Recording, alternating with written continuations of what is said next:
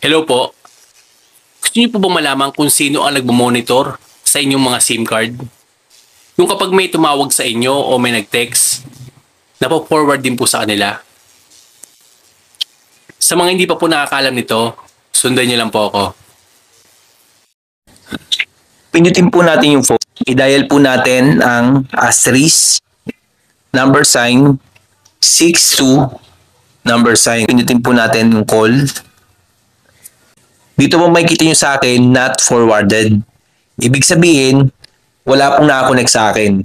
Pero kapag meron pong number na nakalagay dyan, ibig sabihin po, meron pong nakamonitor sa aking SIM card.